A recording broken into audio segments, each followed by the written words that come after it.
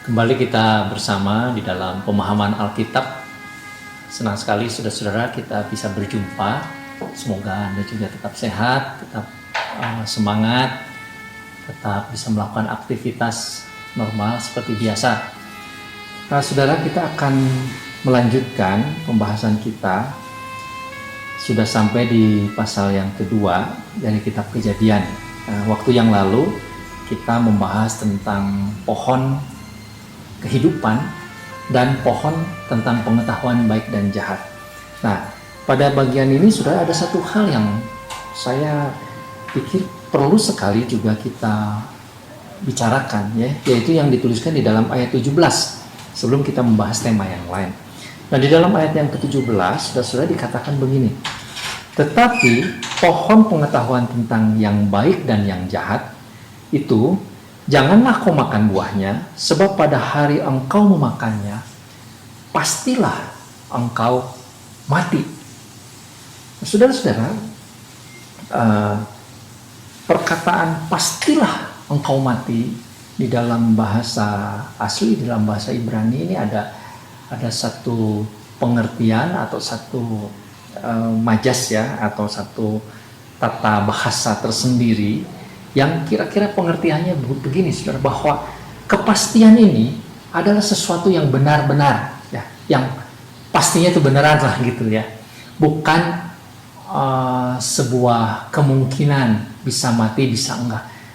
Artinya saudara-saudara, ketika Tuhan mengatakan kalau kamu melanggar perintahku, beneran lo mati dalam pengertian benar, pasti akan terjadi sesuatu yang disebut kematian. Nah, saudara, maka kita mengerti bahwa pada bagian ini dijelaskan ketika Tuhan menciptakan Adam dan Hawa, manusia Adam dan Hawa, dan juga nanti selanjutnya manusia, meskipun waktu itu belum jatuh di dalam dosa, maka manusia itu punya kemungkinan untuk mati. Artinya begitu, saudara. Meskipun diciptakan dalam keadaan tidak berdosa, tetapi punya kemungkinan untuk berdosa, untuk mati. Kematian itu bisa terjadi karena apa? Karena kematian ini disebabkan oleh ketidaktaatan kepada Allah, kepada firman Tuhan, kepada kebenaran firman Tuhan. Nah, saudara-saudara, hal ini sangat penting kita pikirkan, kita renungkan. Mengapa? Saudara, di seluruh dunia orang mengakui bahwa kematian adalah sebuah realitas yang pasti. Saudara, tidak ada satu orang pun yang berani mengatakan bahwa dia akan hidup selama-lamanya. Meskipun mungkin di dalam puisi ada harapan, seperti Khairil Anwar mengatakan kalau bisa hidup lama 1000 tahun. Tetapi kan 1000 tahun, kalaupun diberikan kesempatan 1000 tahun, akan mati juga. Saudara-saudara, mengapa manusia mati? Karena memang ketika Tuhan menciptakan manusia, itu bukan tidak mungkin mati. Memang ada kemungkinan untuk mati. Itulah batas manusia. Nah, saudara, kalau kita kemudian melanjutkan di dalam perjanjian baru, kita akan mengerti nanti secara keseluruhan. Nah, ini akan berkaitan dengan pasal 3 nanti, saudara-saudara. Pada waktu manusia melanggar perintah Tuhan, memang manusia tidak mati secara fisik. Kematiannya adalah kematian rohani. Kematiannya adalah kematian terpisah dari Allah. Nanti di pasal 3 kita akan bahas. Tetapi kemudian, saudara-saudara, kematian rohani itu diikuti dengan kematian fisik. Yang tadinya, saudara-saudara, itu hanya sebuah kemungkinan, tetapi kemudian menjadi kenyataan. Kematian secara fisik. Adam dan Hawa menjadi mati, dan keturunannya juga mati, dan kita semua secara fisik mati. Nah, tetapi saudara, dilanjutkan di dalam perjanjian baru, kita juga mengenal ada kematian kedua, yaitu kebinasaan kekal, dipisahkan dari hadirat Allah. Kitab Wahyu banyak mengatakan hal ini, saudara. Jadi apa yang Tuhan katakan ini adalah sesuatu yang sangat serius. Saya mengatakan di kesempatan yang lalu bahwa Tuhan memberikan atau menyatakan cinta kasih yang besar kepada makhluk yang namanya manusia itu. Cinta kasihnya itu dinyatakan dengan ungkapan bahwa manusia diciptakan serupa dengan Allah, menurut gambar Allah. Bahkan kepada manusia diberikan tempat yang indah, yaitu Taman Eden itu, dengan segala macam kelimpahan berkah. Tetapi saudara-saudara, kalau manusia melanggar perintah ini, perintah Tuhan, melanggar batas yang Tuhan berikan, maka resikonya itu luar biasa. Ini sangat serius, yaitu kematian. Saudara-saudara, kita orang-orang percaya Tuhan yang membaca Alkitab pada bagian ini, kita sekarang bisa mengerti tentang misteri kematian. Kita mengetahui dari mana asal kematian. Kematian itu berasal dari ketidaktaatan kepada Allah. Keadaan yang tidak mengasihi Tuhan. Dari keinginan untuk melampaui batas yang Tuhan berikan. Itulah asal mula kematian.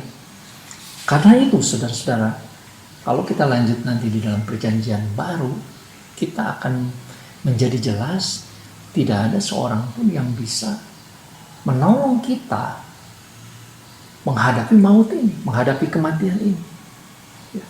Nanti kita di pasal 3 akan membahas tentang hal ini. Nah, tetapi pada saat ini, saudara-saudara, saya hanya ingin menyatakan bahwa Alkitab sejak semula itu bukan cuma memberitahukan tentang kehidupan, hidup bersama dengan Tuhan, bagaimana kehidupan dimulai, bagaimana alam semesta dimulai, tetapi juga Alkitab menjelaskan tentang dari mana kematian itu datang. Dan ini menjadi pelajaran bagi kita pada saat ini.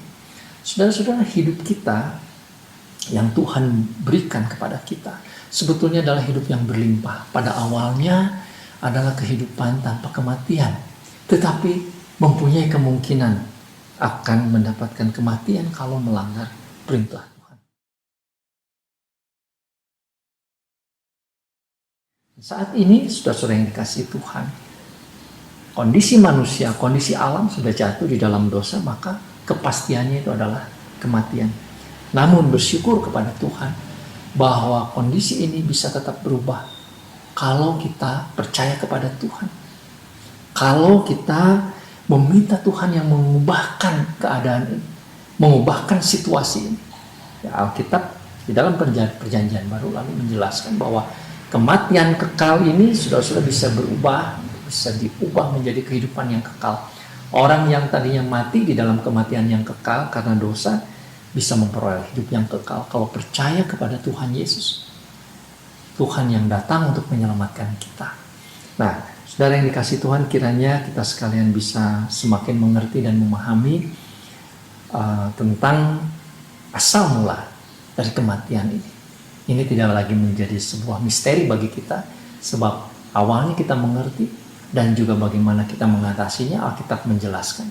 Dan bagaimana nasib orang-orang yang tidak mau mengalami perubahan status atau perubahan keadaan ini, kita juga bisa membaca di dalam Alkitab. Kiranya Tuhan memberkati kita sekalian. Saudara, mari kita berdoa.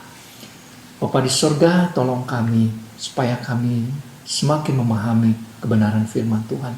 Kami bersyukur bahwa Tuhan memberikan pada kami kehidupan. Meskipun pada saat ini manusia yang merupakan keturunan Adam sudah jatuh di dalam dosa, tetapi kami bersyukur kematian tidak lagi menjadi bagian setiap orang yang percaya. Meskipun kami harus mati secara fisik, tetapi kami beroleh kehidupan yang kekal karena iman percaya kepada Tuhan Yesus. Tolong kepada seluruh pendengar atau saudara-saudara yang mengikuti juga supaya sungguh-sungguh memiliki iman percaya kepada Tuhan Yesus. Terima kasih Bapa, di dalam namamu kami berdoa. Amin. Tuhan Yesus memberkati, sampai berjumpa kembali.